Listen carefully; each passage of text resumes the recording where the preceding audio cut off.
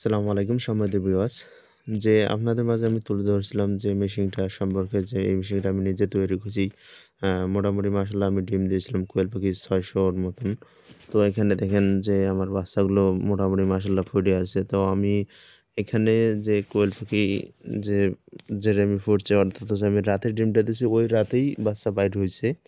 তো যার কারণে আমার একটু সমস্যার সম্মুখীন হতে হয়েছে, যে মনে করেন যে ওই সময় আমার পেপার ছিল না। বোর্ডিংয়ের জিনিস আমি সংগ্রহ করছিলাম, যার কারণে সমস্যা দাঁড়ায় যে নাই। তো আমার একটাই সমস্যা ছিল যে আমার পেপার ছিল না। পেপার না থাকার কারণে আমি কার্টুন দিছিলাম।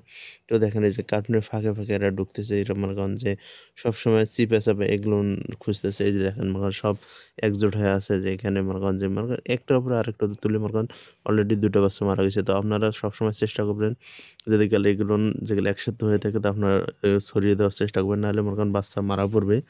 তো যখন আপনার মনে করেন এটা কাজ হওয়ার মূলত কারণ হচ্ছে যে মনে করেন এটা হচ্ছে তাপ চাইতেছে, তাপ না পাওয়ার কারণে, যার কারণে এই সমস্যাটা হচ্ছে। তো আপনারা যখন এই ধরনের সমস্যার সম্মুখীন হবেন, তো আপনারা অবশ্যই যে হোপারটা একটু নিচে নামিয়ে দিবেন, যে অর্থাৎ হচ্ছে যাতে যেন সঠিক তাপ ওরা পায়। যখন ঠিকঠাক মতো তাপ পাওয়া শুরু করবে, তখন দেখবেন যে এরা ছড়িয়ে ছিটিয়ে থাকবে, তখন আর একজোট হবে না।